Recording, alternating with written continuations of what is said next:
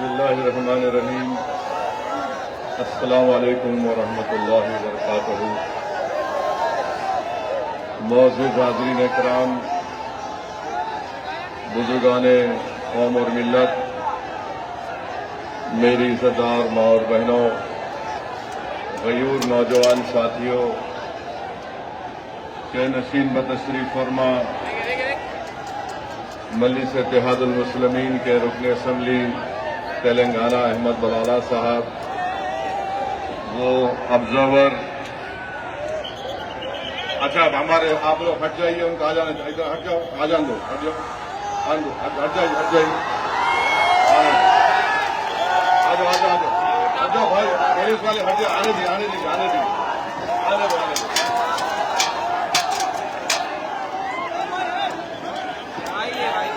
आराम से आइए,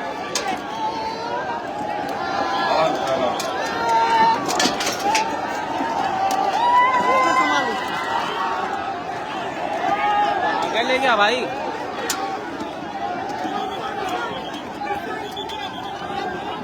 क्या छूटिया गिरी है, क्या किया है इसने? भाई मैं जा रहा हूँ।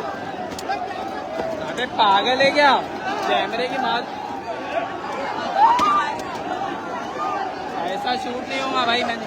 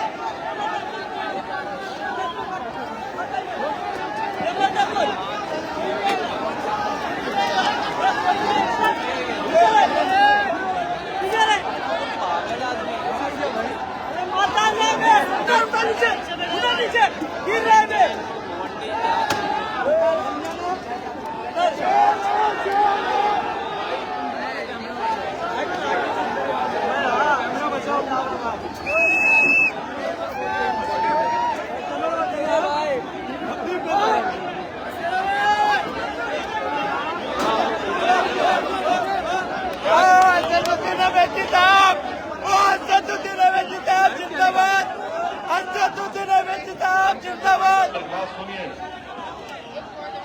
मेरे अजीज दोस्तों और बुजुर्गों,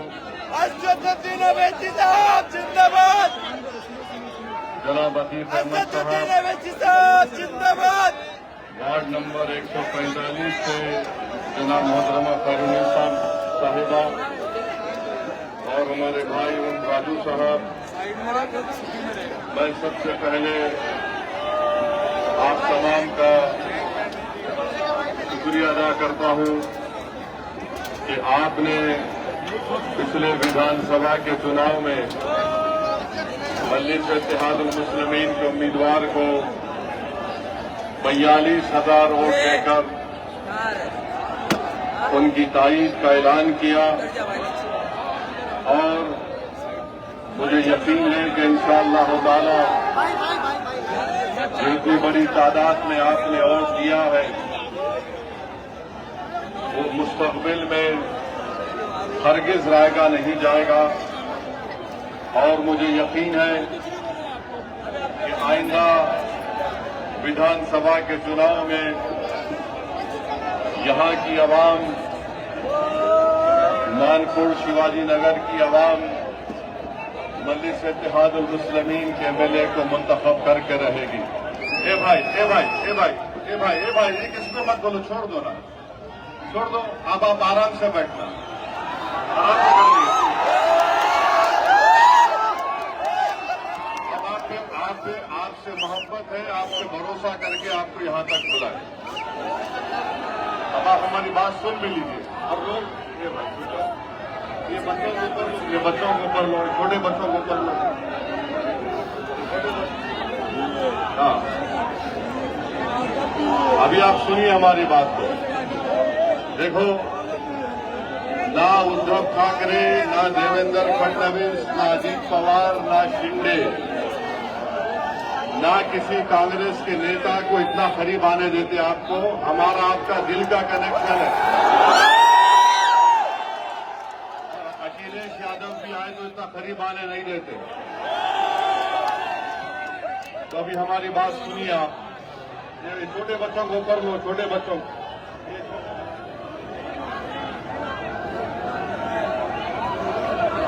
मेरे अजीज दोस्तों और बुजुर्गों, आपने जनाब अतीक साहब की बसीरत अफरोज किताब को सुना और आज हमने एक अवामी मैनिफेस्टो का इजरा अमल में लाया और हमने कहा कि 15 मुद्दों पर बात होगी। 15 जनवरी को शुरुआत होगी इंशाअल्लाह ताला। और 15 मुद्दे क्या हैं? साफ सुथरा गोवंडी, सफाई और साफ पीने का पानी, सड़कें, फुटपाथ को साफ रखना, अवामी सेहत और हेल्थ के मराकज को कायम करना, हंगामी और हिफाजती एम्बुलेंस की सर्विस, इमरजेंसी की सर्विस, टीका की लगाने की जिम्मेदारी, छठा सरसब्ज और साफ और आलूगी से पाक माहौल, 7वां बीएमसी स्कूलों में मियारी तालीम, 8वीं तलबा और नौजवानों के लिए ताउन, 9वां हुनरमंदी के तरक्की और रोजगार के मौके, 10वां मुंशियात से पाक यानी ड्रग्स से पाक गोवंडी, 11 रिहायशी और झुग्गी बस्तियों का तहफ़्फ़ुज़, 12 मालूमात दूर करते हैं कि आप मजलिस के इस मैनिफेस्टो को मंजूर करते हैं जिसमें अतीक साहब की क़ियादत में कहा गया कि 15 मुद्दों पर बात होगी। तो क्या 15 जनवरी को शुरुआत होगी? क्या 15 जनवरी को शुरुआत होगी? मेरे अजीज दोस्तों और बुजुर्गों, मैं आपको ये बताने के लिए भी आया हूं कि देवनार में जो डंपिंग ग्राउंड है, क्या उसको खत्म करना चाहिए? नहीं खत्म करना चाहिए। देवनार में जो डंपिंग ग्राउंड है वो खत्म होना चाहिए, नहीं होना चाहिए। कितने लोग खत्म होना चाहते हैं? मेरे साथ नारा लगाइए, नारे तकबीर। हो रही है, बुजुर्गों का जीना महाल हो चुका है। क्या आप चाहते हैं कि एसएमएस, एनवोकेनास, बायो मेडिकल का वेस्ट पोल्यूशन का यहां पर डंपिंग खत्म हो? जानवरों को जलाकर, इंसानी जिस्म को जलाकर लाकर यहां पर फेंका जा रहा है। इस इलाके में आप देख चुके हैं कि इतने बरसों से आपने समाजवादी पार्टी को कामयाब किया, उनके कारपोरेटर्स को, अराकीन बल्दिया को कामयाब किया। उन्होंने इस मसले का हल तलाश नहीं किया। मैं आपको बताना चाह रहा हूं, आप मजलिस के कारपोरेटर्स को कामयाब करिए, इंशाअल्लाह ताला ये डंपिंग ग्राउंड बंद होगा। कोई गाड़ी आकर कचरा नहीं फेंकेगी। मजलिस का कारपोरेटर जीतेगा। अगर कचरा लेकर देवनार में आएंगे तो इंशाअल्लाह ताला मुंबई की सड़कों पर कचरा को डालेंगे। फडणवीस के घर के सामने कारपोरेटर्स को कामयाब करिए, इंशाअल्लाह ताला अस्पताल बनेगा। अब सेहत खराब होगी तो फडणवीस की और अबू आसिम की सेहत खराब होगी इंशाअल्लाह।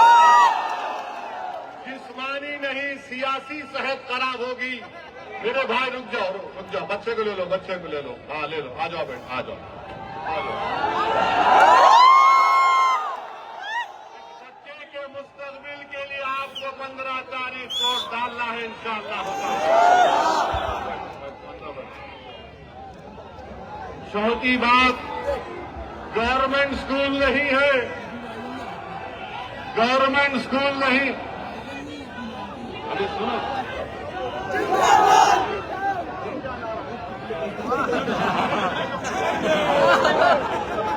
भाई थोड़ा हटो।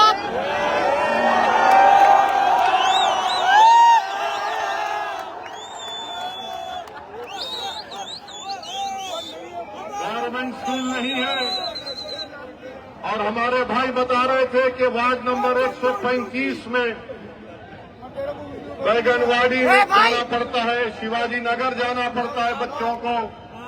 एक भी बीएमसी का स्कूल वार्ड नंबर 135 में नहीं है और महाना 900 रुपये खर्च करना पड़ता है।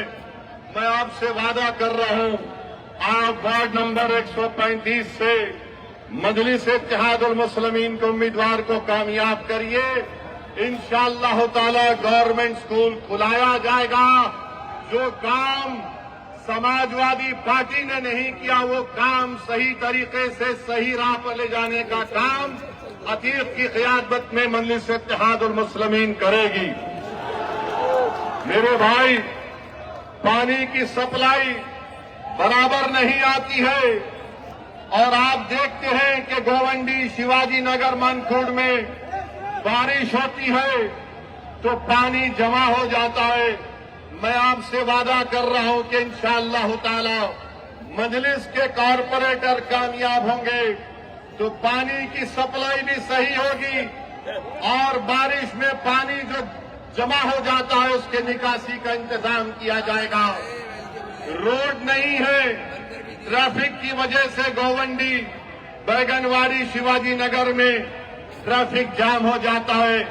जिस तरह इन्होंने आपको तकालीफ दी है, अगर आप 15 तारीख को निकलकर पतंग के निशान पर बटन दबाकर पोलिंग बूथ पर जाकर ट्रैफिक जाम कर देंगे तो इंशाअल्लाह ताला मजलिस यहाँ की मसाइल को हल करेगी। समाजवादी के कॉरपोरेटर्स को आपने मौका दिया मगर उन्होंने कुछ नहीं किया। और जनाब अबू आसिम ये कहते हैं कि मजलिस अगर लीडरशिप को बनाने की बात करती है तो समाजवादी पार्टी के यहाँ के मुकामी एमएलए साहब बोलते हैं कि पाकिस्तान चले जाओ। सुनो अबू आसिम साहब, कान खोल कर सुन लो। जब तक अल्लाह असदुद्दीन ओवैसी को जिंदा रखेगा इंशाअल्लाह ताला ना पाकिस्तान जाएंगे ना भारत को कमजोर होने देंगे और भारत को मजबूत बनाने के लिए भारत की सबसे मजलूम अगर कोई अक़लियत है तो मुसलमान है। किसी से नाइंसाफी की जाती है तो मुसलमान है। किसी के बच्चे स्कूल में नहीं पढ़ते तो मुसलमानों के बच्चे स्कूल में नहीं पढ़ते। किसी को अगर हुकूमत के जुल्म का शिकार होना पड़ता है तो मुसलमान होता है। आप कान खोलकर सुन लो, मुसलमानों की सियासी लीडरशिप बनेगी इंशाअल्लाह ताला। ये संविधान मुझे इस बात की इजाजत देता है। अब अबू आसिम साहब और अखिलेश यादव जानते हैं कि जिस दिन मुस्लिम अक़लियत की सियासी लीडरशिप बनेगी इनकी दुकान खत्म हो जाएगी। तुम्हारी दुकान बंद करेंगे जो तुम खून चूसते हो हमारा और आवाम का कोई फायदा नहीं करते। मेरे अजीज दोस्तों और बुजुर्गों, मैं आपको बताना चाह रहा हूं कि गोवंडी से अगर ड्रग्स का खात्मा करना है तो 15 तारीख को पतंग कोड देना है। अगर गोवंडी, शिवाजी नगर, मनखुर्द के घरों को बचाना है स्लम रीडेवलपमेंट के नाम पर तो पतंग के निशान पर आपको बटन दबाना पड़ेगा। मेरे अजीज दोस्तों और बुजुर्गों, मजलिस का पैगाम क्या है सुन लो। रुक जाओ, कुछ नहीं होने वाला है, कुछ नहीं होने वाला। मजलिस का पैगाम क्या है? मजलिस का पैगाम इनफरादियत नहीं है, इंडिविजुअल नहीं है। मजलिस ये नहीं कहती कि एक शख्स को देखो, मजलिस कहती है इज्तिमाइयत को देखो। कलेक्टिव की बात, कलेक्टिव रिस्पांसिबिलिटी की बात मजलिस इत्तेहादुल मुस्लिमीन करती है। समाजवादी बोलती है एक शख्स को दो। मैं क्या चाहता हूं कि मजलिस के प्लेटफॉर्म पर एक नहीं बल्कि 100 की तादाद में आपके दुआ और वोटों से जमीनी सतह से आपका लीडर पैदा हो जाए। ये काम में आपको ताउन करना है मेरे भाई। लीडरशिप को बनाना है, जो आपकी आवाज में बात करेगा, जो आपके तकालीफ और मसाइल को बयान करेगा। और फिर जनाब अबू आसिम साहब ने इसी जगह पर एक प्रोग्राम किया और कहा 30 साल बेमिसाल, कहा था 30 साल बेमिसाल कहा था। अब मेरा जवाब अबू आसिम साहब आपके लिए है कि 20 साल गोवंदी बेहाल, जुल्म की रात लंबी, गुर्बत, तंगी और कचरे के पहाड़, ये अबू आसिम का कमाल। 20 साल बेमिसाल। कभी भाई सुनिए, कभी चलकर फिरते भी आप, कभी आंख से देखते यहाँ की बदहाली को, कभी तुमने देवनार के जंपिंग ग्राउंड के बारे में बात की, कभी ड्रग्स के मसले पर तुमने देखा कि कैसे हल किया जाए। मैं जिम्मेदारी के साथ कह रहा हूं, मैं यहां पर बैठकर मजलिस के इन तमाम 8 उम्मीदवारों की तकारीर को सुन रहा था।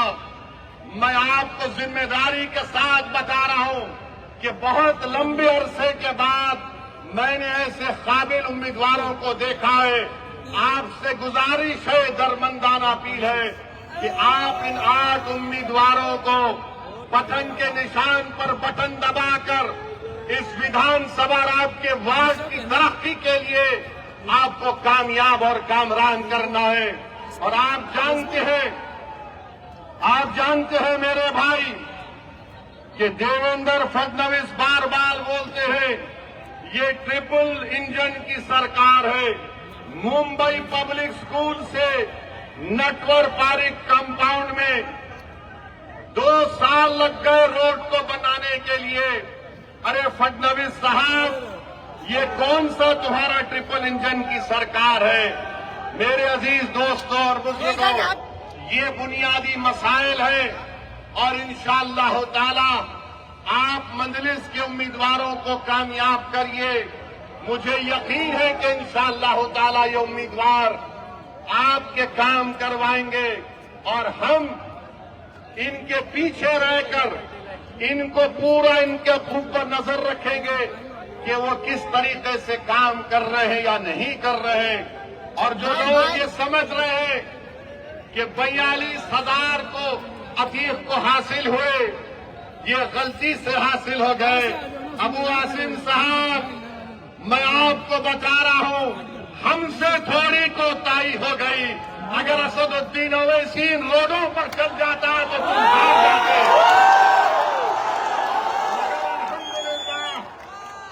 अब गोवंडी के मानकुट शिवाजी नगर के हर घर में पतंग पहुंच चुकी है।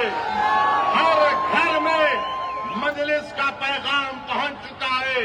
मेरे भाई, एक सियासतदान के लिए आपने 20 साल उसको वोट दिया। बताओ 20 साल में ये बर्बादी कर दी गई है आपके इलाकों में। अगर आप इंसाफ चाहते हैं तो मैं नौजवानों से अपील कर रहा हूं कि आप मजलिस इत्तेहाद अल मुस्लिमीन को देकर कामयाब और कामरान करिए। और दूसरी बात यह है कि अभी हम सुन रहे हैं, मेरे भाई भाई सुनो, रुक जाओ थोड़ी देर। I love you.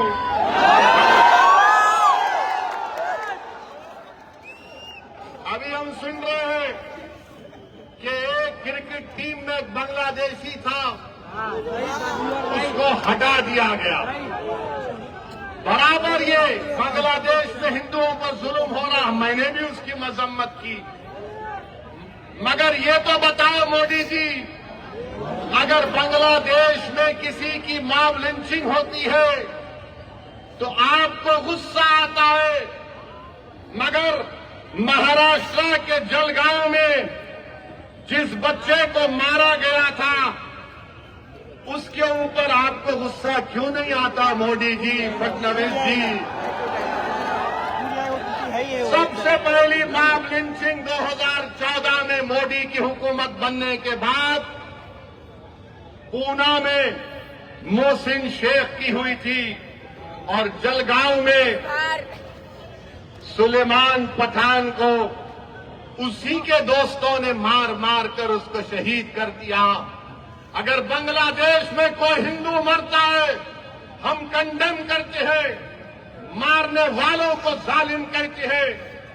मारने वाले जिन्होंने जलगांव में सुलेमान पठान को कहा वो भी जालिम है, उनका भी कंडेमनेशन होना चाहिए।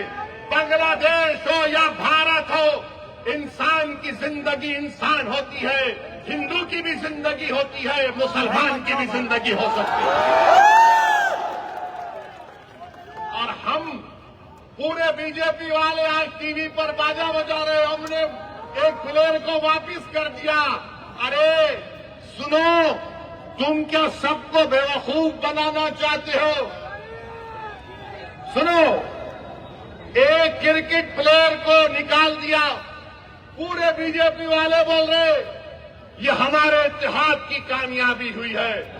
अब सुनो भारत की जनता, खासतौर से भारत और महाराष्ट्र के हमारे हिंदू भाई बहनों से कह रहा हूं, तुम एक क्रिकेट प्लेयर के कैंसलेशन पर तुम मिठाई बांट रहे हो तो नरेंद्र मोदी से पूछो। इस साल मोदी ने बांग्लादेश को 120 करोड़ रुपए दिए नहीं दिए, बताओ मेरे को। 120 करोड़ रुपए, 120 करोड़ ग्रांट और एड में दिए। 1160 मेगावाट की एनर्जी भारत से बांग्लादेश को जाती है। और सुनो हमारे हिंदू भाई बहनों, मोदी ने 10 साल में बांग्लादेश को लेटर ऑफ क्रेडिट कितना दिया? $8 बिलियन। $8 बिलियन। और तुम असदुद्दीन ओवैसी को गाली देते हो। सुनो, मैं किसी मजहब का खिलाफ खाना कभी रहूंगा इंशाअल्लाह ताला, मगर अगर मजलूमों से इंसाफ का मुतालबा करना, अगर मोहसिन शेख के कातिलों को सजा दिलाने की बात करना, अगर जलगांव के सुलेमान पठान खान को जिसके दोस्तों ने उसको मारा उनको कफर किरदार तक पहुंचाने की बात करना अगर जुर्म है तो खुदा की कसम जब तक जिंदा रहूंगा जुर्म करता रहूंगा। और वो क्रिकेट प्लेयर की सुनो, वो क्रिकेट प्लेयर, वो टीम ने उसको 10 करोड़ में खरीदा। आपने बांग्लादेश को 120 करोड़ रुपए 2025 में दिए एड और ग्रांट में। 1160 मेगावाट पावर बांग्लादेश को भारत से जा रहा है। और 10 साल में मोदी की हुकूमत ने एलओसी दिया $8 बिलियन का, $8 बिलियन का। और तुम नफरत करते हो मुसलमानों से। मैंने पार्लियामेंट में खड़े होकर कहा था कि बांग्लादेश की हमारे हिंदू भाई बहनों की मंदिरों का तहफ़्फ़ुज़ होना चाहिए। इसको बुलाओ। आप पैसे दे रहे हैं और यहाँ पर बीजेपी के लोग, क्योंकि महाराष्ट्र का इलेक्शन है, महाराष्ट्र की और मुंबई की जनता को बोल रहे देखो हमने एक बांग्लादेशी को भिजा दिया। अरे एक तो एक और को भिजाओ ना जो मोदी की बहन बनकर दिल्ली में बैठी हुई है। क्या आप चाहते हो मोहतरमा बांग्लादेश जाए? आप चाहते हो बांग्लादेश को दे दिया जाए? तो लगाओ नारा, नारे तकबीर। मोदी जी सुनो, ये आवाज आ रही है, लेके जाओ उसको, निकालो उसको, पहुंचाओ बांग्लादेश। और दूसरी बात अभी खत्म नहीं हुआ मोदी के ऊपर। आज हमने देखा कि वेनेजुएला में ट्रंप ने अपनी फौज को भिजाकर वहां के एक जमहूरी तौर पर मुंतखब शुदा सदर को एक मुल्क से, उसी के मुल्क से उठाकर अमेरिका लेकर चले गए। नरेंद्र मोदी जी, अमित शाह, देवेंद्र फडणवीस, जब ट्रंप अपनी फौज को भिजाकर वेनेजुएला से कदमी को उठा सकता है, जब सऊदी अरब यमन में मुखल्ला के पोर्ट पर बमबारी कर सकता है, मोदी जी हम आपको कह रहे हैं, आप पाकिस्तान में भिजाकर जो मुंबई की सड़कों पर साजिश करने वाले 9/11 के जालिम लोग हैं, चाहे वो मसूद अजहर हो या फिर लश्कर तैयबा का वो जालिम शैतान हो, मोदी जी 56 इंच का सीना है तो भिजाकर उठाकर लाओ भारत। अगर ट्रम्प कर सकता है तो क्या आप कम है? जब ट्रम्प कर सकता है तो आपको भी करना पड़ेगा, क्योंकि मोदी ने कहा था अब की बार ट्रम्प सरकार। तो मेरे भाई, मुझे मालूम कि आज के इस भाषण के बाद टीवी चैनल के लोग मसरूफ हो जाएंगे। ओवैसी का एक और भड़काऊ भाषण। अरे जालिमों सुनो, किसी शायर ने अच्छा कहा था कि तुम्हारी सोच के सांचे में ढल नहीं सकता, तुम्हारी सोच के सांचे में ढल नहीं सकता, जबान काट लो लहजा बदल नहीं सकता, जबान काट लो लहजा बदल नहीं सकता। और सुनो नरेंद्र मोदी, देवेंद्र फडणवीस और अखिलेश यादव, मुझे भी मोम का समझ रहे हो क्या? तुम क्या अबू आसिम साहब की तरह मुझे भी मोम का समझ रहे हो क्या?